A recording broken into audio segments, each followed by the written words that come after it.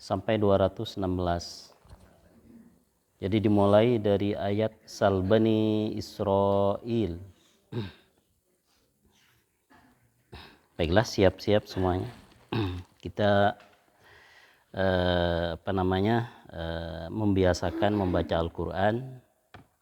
Semoga dengan kebiasaan ini bisa terbawa kita lebih cinta kepada Al-Quran sebagai petunjuk bagi kehidupan kita.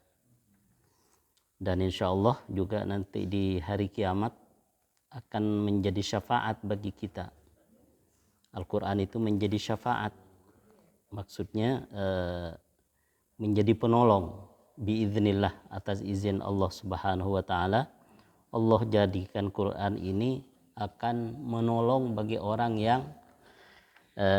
yang dekat dengan Al-Quran. Baik. Taqabbalallahu minna wa minkum taqabbal ya karim. A'udzu billahi minasy syaithanir rajim. Bismillahirrahmanirrahim. Sal bani Israila kam atainahum min ayatin bayyinah wa man yubaddil ni'matallahi min ba'di ma ja'athu fa innallaha syadidul 'iqab.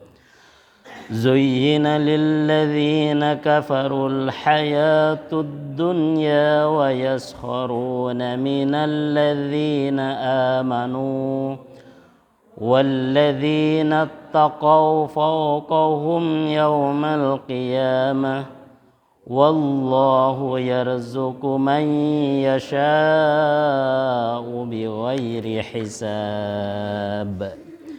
كان الناس أمة واحدة فبعث الله النبيين مبشرين ومنذرين وأنزل معهم الكتاب بالحق ليحكم بين الناس فيما اختلفوا فيه وما اختلف فيه إلا الذين أوتوه من بعد ما جاءتهم البينات بغيا بينهم فهدى الله الذين آمنوا لما اختلفوا فيه من الحق بإذنه والله يهدي من يشاء إلى صراط مستقيم.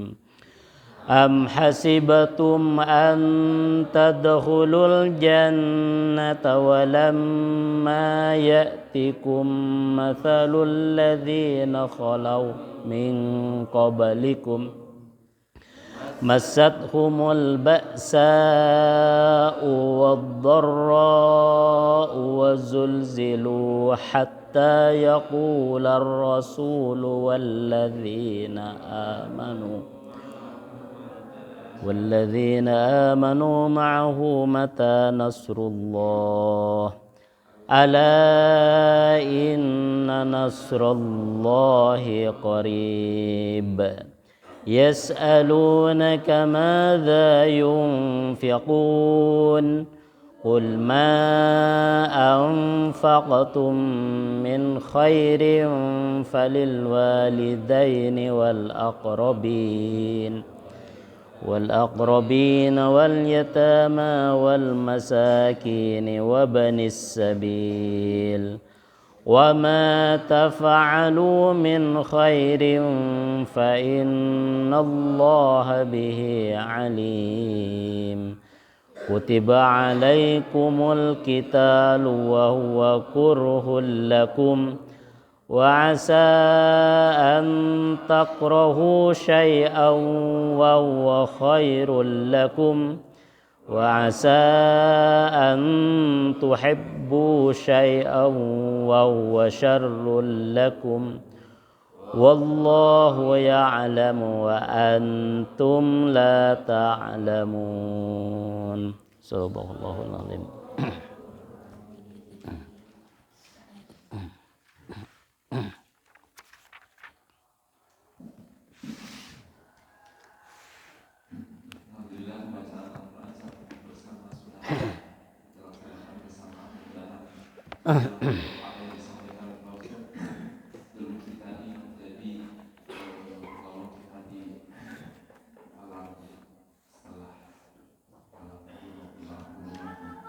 Untuk selanjutnya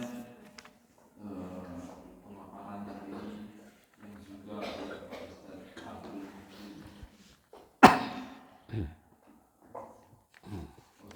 silakan membacakan materi untuk materi dua ini. Terima kasih. Assalamualaikum warahmatullahi wabarakatuh. Bismillahirrahmanirrahim. Alhamdulillahi rabbil alamin. Nahmaduhu wa nasta'inuhu wa nastaghfiruh. Wa na'udzu billahi min syururi anfusina wa min sayyiati a'malina. May yahdihillahu fala mudilla lahu wa may yudlilhu fala hadiya lahu. Asyhadu an la ilaha illallah wahdahu la syarika lahu. Wa asyhadu anna nabiyyana wa habibana Muhammadan abduhu wa rasuluh.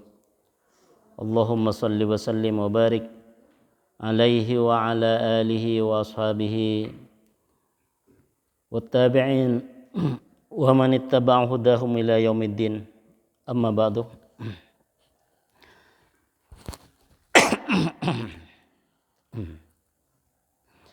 Hadirin hadirat jamaah sekalian yang dimuliakan oleh Allah Subhanahu wa taala. Tentu pertama kita tak lupa panjatkan puja-puji syukur kehadirat Allah Subhanahu wa taala yang telah memberikan kita berbagai kenikmatan yang luar biasa sekali, di mana pada kesempatan kali ini kita dikehendakin lagi oleh Allah Subhanahu wa taala untuk berjumpa di majlis ta'lim ini, majlis pengajian Masjid Kajian Subuh dalam keadaan sehat walafiat. Juga tak lupa salawat dan salam semoga selalu tercurah limpahkan kepada Nabi kita Nabi Muhammad sallallahu alaihi wasallam, juga kepada segenap keluarganya dan para sahabatnya dan para tabi'in dan tabi'it tabi'in, juga kepada orang-orang yang mengikuti mereka hingga hari kiamat, dan insya Allah juga termasuk kita itu juga mendapatkan doa dari sholawat tersebut. Hadirin yang dimuliakan oleh Allah Subhanahu wa taala, baiklah saya akan membacakan beberapa hadis yang ada dalam kitab Bulughul Maram ini, yang ketepatan yang disyarah dengan kitab Subulus Salam, ya. Sudah beberapa hadis yang telah kita bersama-sama mempelajarinya, hadis-hadis Rasulullah sallallahu alaihi wasallam. Maksudnya bagaimana Rasulullah sallallahu alaihi wasallam menyampaikan misi Islam, menyampaikan syariat dari Allah Subhanahu wa taala, juga bagaimana Rasulullah sallallahu alaihi wasallam melaksanakan syariat, melaksanakan aturan dari Allah Subhanahu wa taala. Kemudian aturan-aturan dan syariat itu, cara-cara Rasulullah sallallahu alaihi wasallam melaksanakan syariat tersebut itu sampai kepada kita, yang disampaikan oleh para sahabat, kemudian diteruskan lagi oleh generasi berikutnya, yaitu yang dinamakan generasi tabi'in, di mana generasi tabi'in itu tidak sempat berjumpa dengan Rasulullah, tapi mereka itu juga mereka sempat bertemu dengan para sahabat pada para generasi pertama, Ya, karena generasi pertama yaitu ketika Rasulullah Shallallahu Alaihi Wasallam masih masih hidup, itu generasi para sahabat. Jadi sahabat Nabi, jadi teman-teman Nabi, orang-orang yang bertemu dengan Rasulullah Shallallahu Alaihi Wasallam. Itulah sumber pertama syariat Islam itu sampai kepada kita. Itu sumber pertama, mereka sahabat yang menyampaikan. Kemudian apa yang disampaikan oleh para sahabat itu didengar oleh atau dipelajarin oleh para tabi'in. Ya, para tabi'in yaitu generasi setelah para sahabat. Kemudian setelah para sahabat itu sudah meninggal semua, tinggal para tabi'in sekarang yang mengajarkan syariat Islam. Kemudian dilanjutkan oleh tabi'it tabi'in.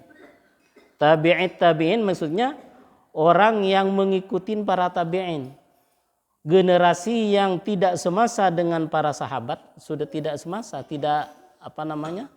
sudah para sahabat sudah meninggal, sudah tidak pernah berjumpa dengan para sahabat, tapi tabi'it tabi'in ini berjumpa dengan generasi tabi'in. Inilah 3 generasi yang hebat. Inilah generasi yang banyak berjasa dalam menyampaikan syariat Allah, dalam menyampaikan ajaran Rasulullah Sallallahu Alaihi Wasallam, sehingga setelah itu ajaran Rasulullah itu dibukukan, ya, dibukukan oleh para ulama, dibukukan, ditulis. Namun sebelum itu hadis-hadis Rasulullah Sallallahu Alaihi Wasallam itu cuma dihafal. Mungkin ada sebagian hadis Rasulullah itu yang ditulis, tapi tidak ditulis secara resmi.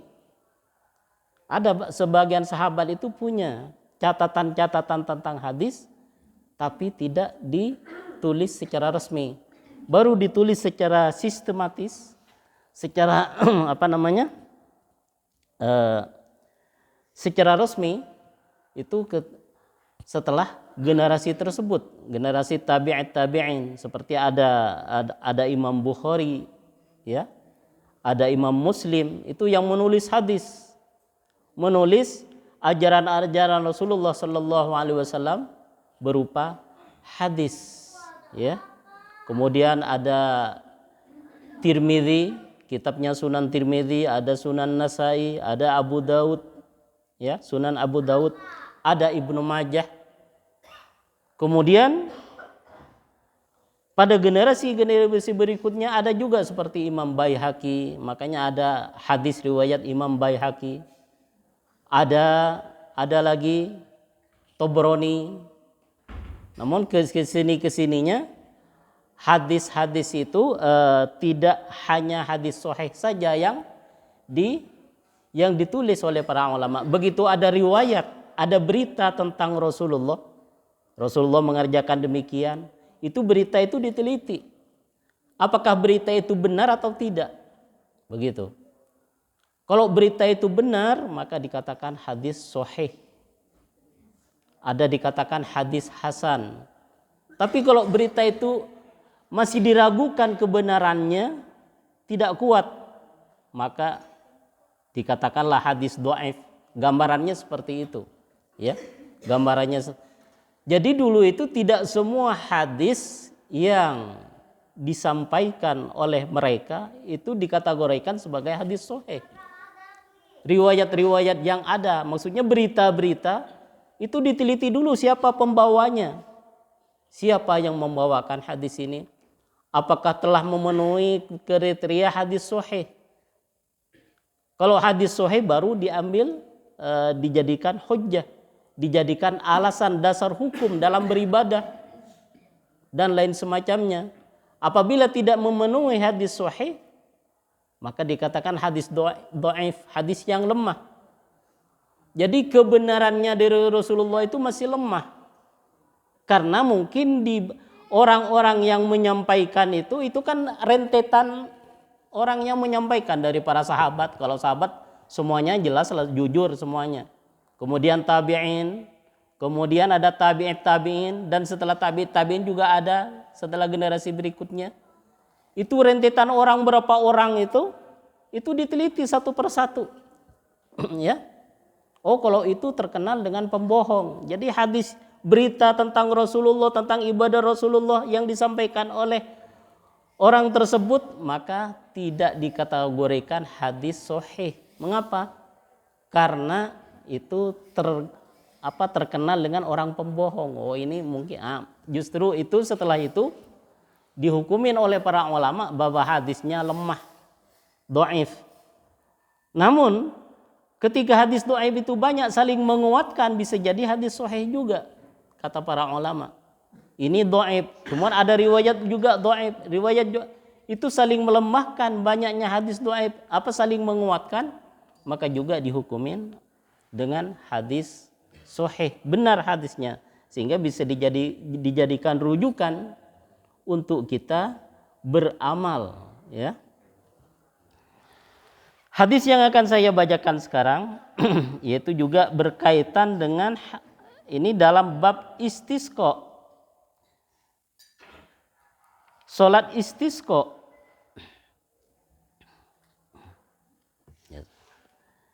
Dan salat istisqa itu salat memohon kepada Allah Subhanahu wa taala agar diturunkan hujan.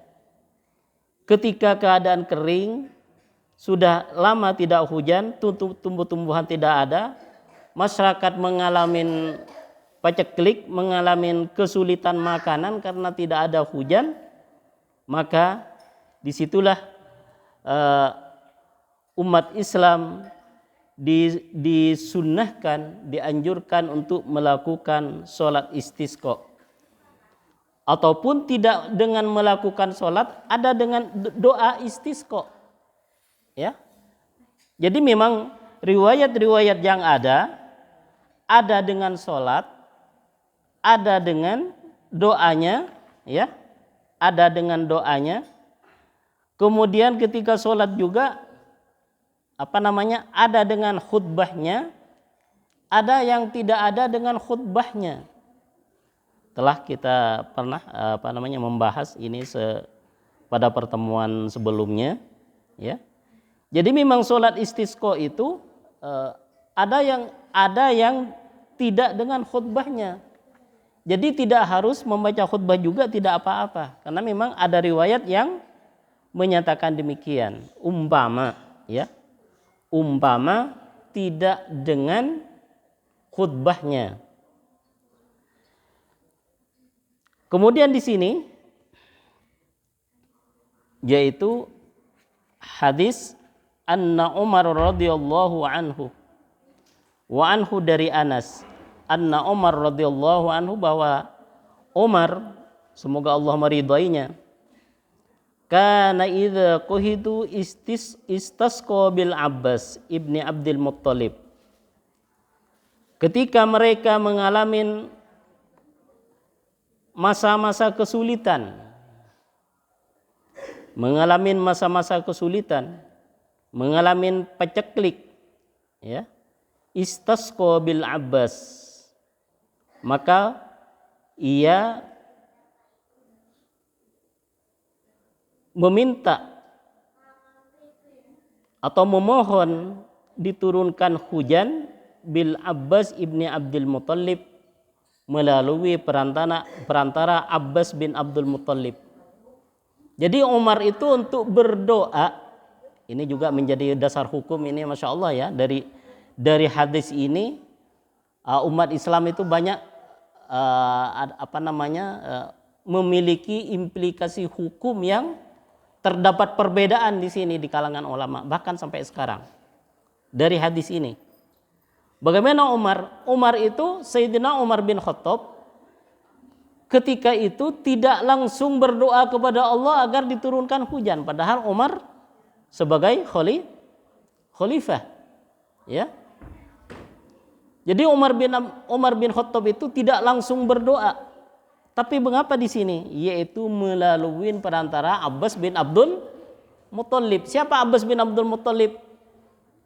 Saudaranya ayahnya Rasulullah Sallallahu Alaihi Wasallam, Abbas bin Abdul Muttalib. Berarti kedudukan Rasulullah, hubungan Rasulullah dengan Abbas, yaitu Abbas bin Abdul Muttalib sebagai paman, Abbas bin Abdul Muttalib, paman dari Rasulullah Sallallahu Alaihi Wasallam. Dan ketika itu masih hidup Abbas bin Abdul Muttalib. Rasulullah Sallallahu Alaihi Wasallam telah meninggal. Ya, jadi didatangin oleh Umar bin Khattab. Sayyidina Umar bin Khattab datang kepada Abbas bin Abdul Muttalib agar Abbas bin Abdul Muttalib berdoa kepada Allah Subhanahu wa taala agar diturunkan hujan, doa istisqa. Begitu. Jadi tidak langsung. Ini memiliki implikasi hukum, ya. Jadi waqala. Ada riwayat yang mengatakan demikian. Jadi riwayat lain menyatakan Umar itu minta kepada Abbas bin Khattab itu tidak langsung berdoa. Tidak langsung berdoa. Tapi di sini disebutkan dalam riwayat ini Umar bin Khattab berdoa namun menggunakan perantara Abbas bin Abdul Muttalib. Dalam doanya, Allahumma inna kunna nastasqi ilaika bi nabiyyina fatasqiyana. Ya Allah, sesungguhnya kami dulu kata Umar bin Khattab, dulu kami mohon doa kepadamu, kami mohon diturunkan hujan kepadamu binabiyina dengan perantara nabi kami, yaitu Nabi Muhammad sallallahu alaihi wasallam. Fataskiana, lalu engkau menurunkan hujan kepada kami. Jadi diijabah doanya. Jadi melalui dengan perantara nabi gitu. Dengan wasilah Nabi Muhammad sallallahu alaihi wasallam. Kemudian setelah Rasulullah meninggal, dalam doa Umar bin Khattab ini, wa inna natawassalu ilaika, dan sesungguhnya kami bertawassul kepadamu, berdoa agar diturunkan hujan, berdoa kepadamu agar diturunkan hujan, bi'ammi nabiyina, melalui perantara paman nabi kami. Faskina, maka turunkanlah hujan kepada kami. Maka turunkanlah hujan kepada kami. Jadi doa Umar bin Khattab ini ketika berdoa bertawassul. Nah, ini sini sekarang sudah ramai mengenai tawassul ini. Jadi ketika berdoa kepada Allah Subhanahu wa taala agar doa itu cepat diijabah, karena diri kita itu merasa banyak bersalah kepada Allah, banyak dosa, maka bertawassul, ya, bertawassul. Jadi agar doa lebih didengar oleh Allah Subhanahu wa taala, maka bertawassul dengan seseorang. Tawassulnya dengan seseorang atau tawassul dengan Asmaul Husna dan lain semacamnya. Maka disinilah ulama membahas tentang masalah tawassul. Tawassul katanya bagaimana tawassul yang sesuai petunjuk Rasulullah sallallahu alaihi wasallam. Kemudian tawassul bagaimana tawassul yang tidak sesuai dengan petunjuk Nabi. Pada dasarnya ketika kita berdoa sebenarnya di dalam beberapa ayat Al-Quran kita berdoa kepada Allah tidak perlu wasilah. Langsung kita berdoa kepada Allah. Begitu kan? Kata Allah, ud'uni astajib lakum, berdoalah kalian kepadaku, maka aku akan ijabah doa kalian. Itu pada asalnya, pada dasarnya. Jadi ketika kita berdoa kepada Allah, itu munajat langsung kepada Allah. Tidak perlu ada wasilah antara kita dengan Allah. Namun dalam prakteknya ada riwayat-riwayat sebagian para sahabat itu bertawassul. Tidak langsung dirinya berdoa kepada Allah. Atau dalam doanya itu masih menyebutkan seseorang. Begitu. Seperti kita juga ketika ingin melamar kerja. Itu kan kadang-kadang ada bertawassul, harus melalui orang. Ya enggak? Atau kita langsung yang maju sekalian ke direktur utamanya, ke direkturnya. Tapi menyebutkan, sedangkan direkturnya punya orang pembantu namanya si A, si Fulan, Pak Ahmad umpamanya. Nah, ketika melamar itu bilang, saya sebenarnya dekat sama Pak Ahmad. Begitu. Itu tawassul. Agar oleh direktur itu lamaran kita itu lebih didengar, begitu. Agar diterima, itu namanya tawassul. Ya. Oh, saya kenal sama Pak Ahmad, Pak. Oh, saya disuruh Pak Ahmad, Pak, untuk ini ngelamar kerja. Nah, gitu. Begitu. Jadi lebih didengar itu namanya tawassul. Ada perantara antara seseorang dengan orang yang dituju. Begitu juga ketika orang berdoa. Ada menjadikan perantara. Itu ada dalam realitanya, ada orang yang demikian, padahal tidak harus, ya, tidak harus. Disinilah terjadi perdebatan di kalangan ulama, boleh tidaknya bertawassul. Apakah boleh berdoa kepada Allah dengan menyebutkan seseorang dengan ini itu, apakah tidak? Gitu. Jadi ada ulama yang membolehkan, tapi ada syaratnya. Kalau memang harus bertawassul, memang tidak harus, ya. Bertawassul itu tidak harus. Tapi kalau umpama ingin menyebutkan menjadikan tawassul, itu ada syarat-syaratnya. Bertawassul, terjadi perdebatan di kalangan ulama. Bahkan perdebatannya sampai agak panas, ya. Ada dari hadis ini diambil kesimpulan, karena ini hadisnya diriwayatkan oleh Imam Bukhari, berarti hadis sahih, hadis yang benar.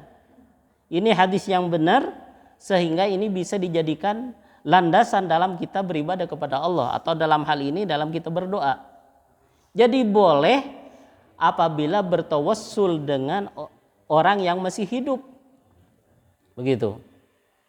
Tidak dengan orang yang telah meninggal. Mengapa demikian?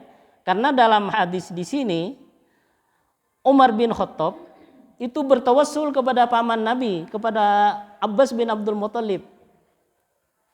Ya. Karena Abbas bin Abdul Muthalib masih hidup.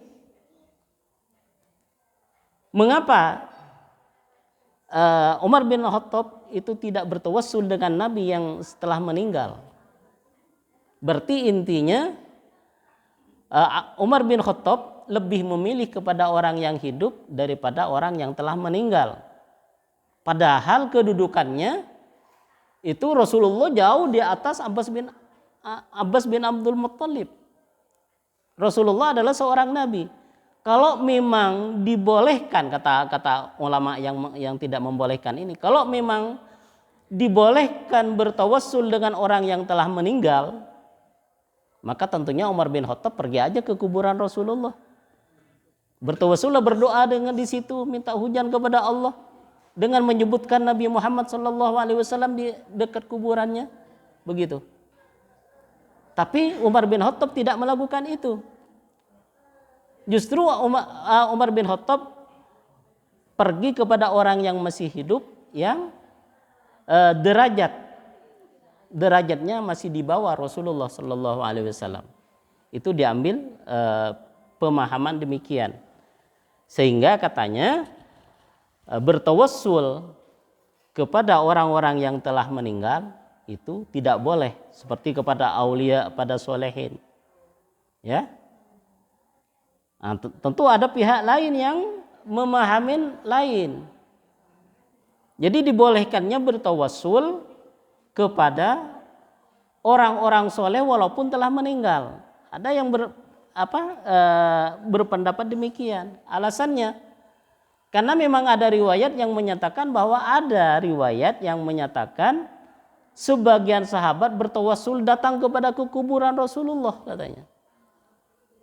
Bertawassul pada Rasulullah telah meninggal. Jadi mohon doa kepada Allah dengan menyebutkan manzilah atau kedudukan Rasulullah sallallahu alaihi wasallam. Begitu. Jadi sehingga menurut sebagian ulama itu ada yang membolehkan. Sehingga orang-orang soleh itu dikiaskan kepada Rasulullah. Ada yang ditentang pendapat ini. Ini tidak mungkin bertawassul dengan orang soleh, dengan para aulia. Mengapa? Karena kedudukan para orang-orang soleh dan aulia, para wali-wali itu tidak sama dengan pangkat Rasulullah Sallallahu Alaihi Wasallam. Jadi tetap tidak dibolehkan. Jadi terjadilah perdebatan di kalangan para ulama mengenai tawassul ketika berdoa, apakah perlu menyebutkan seseorang atau tidak, begitu. Tapi intinya sebenarnya tidak harus bertawassul, berdoa kepada Allah. Mau diijabah doanya, maka datanglah berdoa kepada Allah pada tengah-tengah malam. Pada tengah-tengah malam. Ya. Jadi terjadilah perdebatan demikian. Ada tawassul yang dibolehkan juga dengan amal soleh. Menyebutkan amal soleh, menyebutkan keimanan. Ya Allah, kami telah beriman kepadamu ya Allah. Ya Allah, kami telah berbuat baik kepada kedua orang tua ya Allah. Maka kabulkan doa kami ya Allah. Kami ingin melamar kerja ya Allah, kabulkan doa kami ya Allah. Saya telah beriman, saya telah melaksanakan sholat 5 waktu berjemaah ya Allah. Itu dibolehkan kalau demikian. Tidak ada perbedaan pendapat di kalangan ulama bertawassul dengan menyebutkan amal soleh. Atau juga yang dibolehkan yang tidak ada perdebatan di kalangan ulama juga, itu bertawassul ketika berdoa kepada Allah Subhanahu wa taala dengan menyebutkan asma-asma Allah. Ya Hayyu ya Qayyum. Allahumma ya Ghafur. Wa ya Allah ya Ghafur yang maha pengampun dosa. Ighfirli. Ampunilah dosaku dan dosa-dosa kedua orang tuaku umpama. Jadi mohon doa kepada Allah dengan menyebut asma Allah itu juga dikategorikan sebagai tawassul. Jadi berdoa kepada Allah dengan menyebut asma-asma Allah, asmaul husna. Itu yang sesuai dengan petunjuk. Yang sesuai dengan petunjuk. Jadi yang sesuai dengan petunjuk yaitu dengan bertawassul dengan menyebutkan asmaul husna. Ketika berdoa asmaul husna Allah yang disebutkan. Ya Karim, wahai yang maha pemurah. Berikanlah kami rizki yang halal. Jadi menyebutkan ya Karim, ya Razzaq, wahai yang pemberi rizki. Itu menyebut itu tawassul, ya. Itu sesuai petunjuknya. Yang tidak ada, insyaallah tidak ada perdebatan di kalangan ulama dibolehkannya bertawassul dengan asmaul husna. Birahmatika astaghis, ummama birahmatika ya arhamar rahimin. Dengan rahmatmu wahai Zat yang yang maha pengasih. Kemudian tawassul dengan menyebutkan amal solehnya itu dibolehkan. Mungkin jarang orang yang melakukan. Ya, bertawassul dengan menyebutkan amal soleh. Ya Allah, sebutkan kalau memang dalam keadaan yang ingin sekali doanya dikabulkan oleh Allah Subhanahu wa taala, sebutkan amal-amal soleh yang dilaksanakan. Ya Allah, kami telah iman kepadamu ya Allah. Ya Allah, kami telah melaksanakan perintahmu ya Allah, maka kabulkan doa kami ya Allah. Itu dibolehkan seperti itu. Ya. Yang menjadi pertentangan di kalangan ulama yaitu dengan menyebutkan para wali atau orang-orang yang telah meninggal. Itu diperdebatkan di kalangan ulama antara boleh dan tidaknya. Ada yang tidak membolehkan, ada yang membolehkan. Dan tawassul itu tidak harus dilaksanakan. Seandainya tidak tawassul juga tidak apa-apa. Begitu. Ada yang membolehkan, ada yang tidak membolehkan. Bahkan yang jelas-jelas tidak dibolehkan oleh para ulama, siapapun itu apabila tawassul dengan menyebutkan wali-wali Allah itu dengan perasaan bahwa wali Allah itulah yang mengabulkan doa kita. Begitu. Itu yang sangat tidak boleh, bahkan itu dikatakan menyebabkan kepada kesyirikan. Di dalam doa itu semuanya Allah yang menerima. Jangan sampai ada sedikit pun ada pihak lain yang bisa mengabulkan doa kita. Apabila ada keyakinan yang seperti itu, maka harus dirubah keyakinan itu. Jadi tetap Allah Subhanahu wa taala di dalam ayat-ayat Al-Qur'an, di dalam hadis-hadis Rasulullah sallallahu alaihi wasallam itu disebutkan bahwa yang mengijabah doa-doa itu hanya Allah Subhanahu wa taala. Jangan sampai ada pihak lain di dalam keyakinan bahwa ada pihak lain juga yang mengijabah doa kita, yang mendengarkan doa kita. Itu jangan sampai berkeyakinan demikian. Jadi cuma tawassul itu hanya perantara agar doa itu bisa lebih cepat didengar. Begitulah, hanya perantara, ya. Tidak lebih dari perantara itu. Tidak bisa mengijabah doa, tidak bisa mewujudkan apa yang kita inginkan selain Allah Subhanahu wa taala. Begitu dalam kita berdoa, dalam kita berkeyakinan. Sampai kemanapun ini yang banyak menggelincirkan orang-orang dalam keyakinan itu masalah doa ini. Jadi masih banyak umat Islam yang punya keyakinan bahwa selain Allah Subhanahu wa taala juga mengabulkan doa apa yang kita minta, mewujudkan apa yang kita inginkan. Itu sangat-sangat tidak dibolehkan di dalam Islam seperti itu. Seperti apa contohnya yang banyak? Seperti umpama dengan orang melakukan ziarah ke kuburan para wali. Ya. Itu bagaimana cara yang disyariatkan dengan yang tidak disyariatkan harus tahu sesuai petunjuknya. Yang tidak boleh itu menganggap bahwa para wali itu punya andil untuk mewujudkan impian. Padahal itu la yamliku li nafsihi naf'an wala dharran.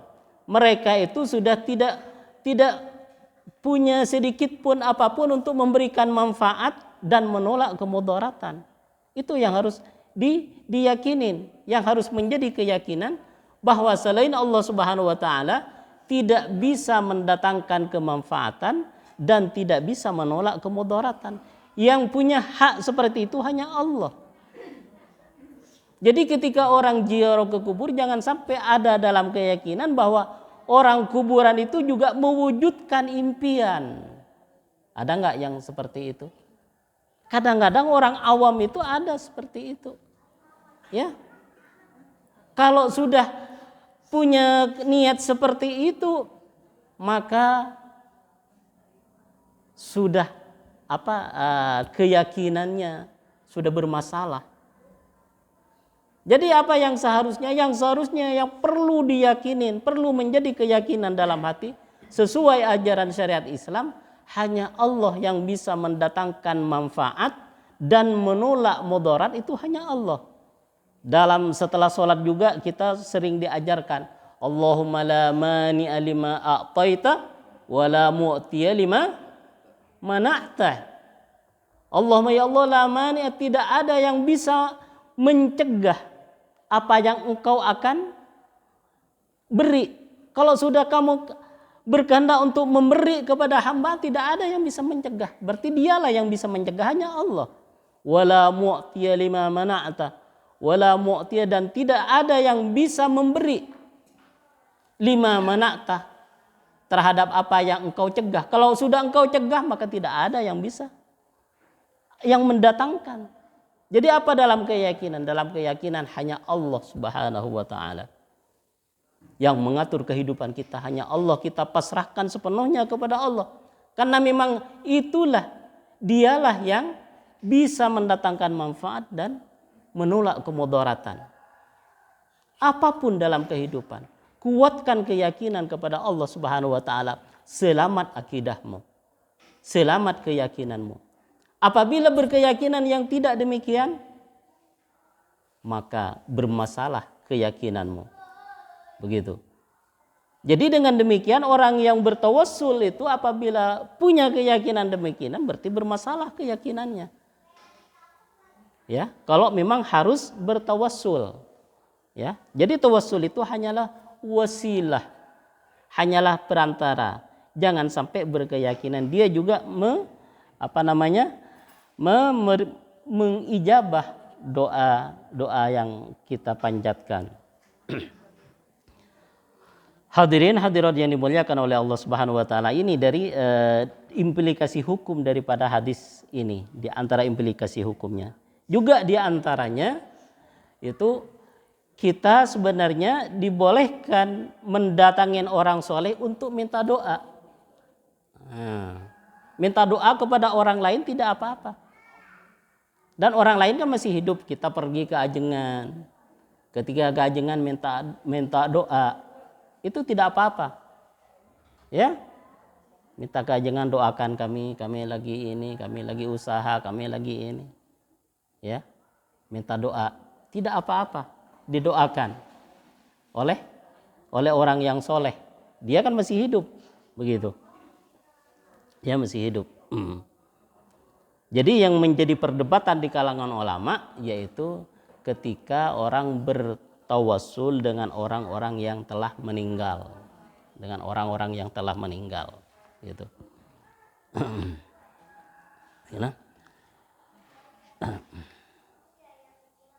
Dan juga ya ini juga yang banyak terjadi di kalangan masyarakat. Orang ketika bukan pergi ke orang-orang soleh minta doa, tapi ada sebagian orang itu datang ke paranormal, ke dukun. Nah, itu yang bermasalah juga. Nah, minta usahanya dilancarkan, pergi ke dukun. Nah, kalau hanya minta doa kepada dukun, asalkan tidak ada jangan dukun lah, ya. Atau mungkin sekarang terkenal dengan dukun, ya. Itu kadang-kadang orang beranggapan pergi ke dukun langsung anggapannya ada hal gaib yang mengijabah doa, itu juga bermasalah. Nah, makanya tidak boleh seperti itu. Pergi ke seseorang langsung dikasih ini, dikasih itu, langsung anggapannya ada kekuatan gaib katanya. Ada kekuatan gaib yang mengijabah, itu yang bermasalah seperti itu, jangan. Ya. Itu bertentangan dengan ketawakalan kepada Allah. Bahwa ada pihak lain yang juga ikut mengatur dalam keyakinan seperti itu, padahal tidak.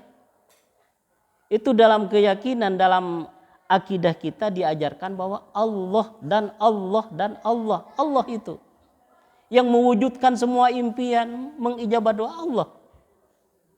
Jadi jangan sampai ada keyakinan, ada kekuatan gaib selain Allah yang mewujudkan. Itu yang bermasalah. Banyak orang yang demikian. Ya, orang-orang awam yang tidak belajar akidah yang benar meyakinin bahwa ada kekuatan gaib. Ada jin, ada apa? Ada tuyul dan lain semacamnya. Itulah harus dibenarkan.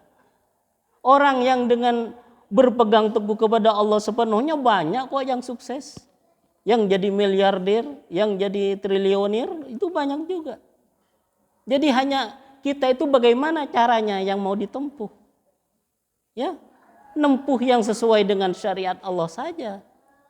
Dengan keyakinan, dengan akidah yang diajarkan oleh baginda Rasulullah sallallahu alaihi wasallam.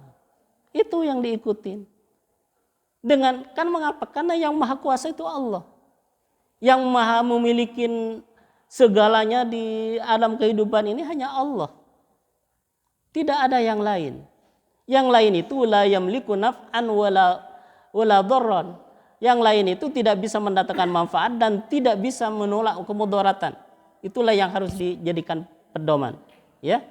Kemudian Allahumma la mani lima a'ta, itu kalau dalam wirid kita mengakuin tidak ada, tapi dalam prakteknya kadang-kadang masih gitu. Itulah yang disayangkan. Jadi itu benarkan.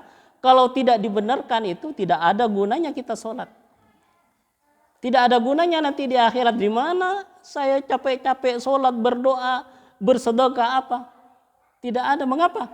Karena keyakinan itu, keyakinan dalam hati kita masih ada syirik-syiriknya. Itu tidak diberantas.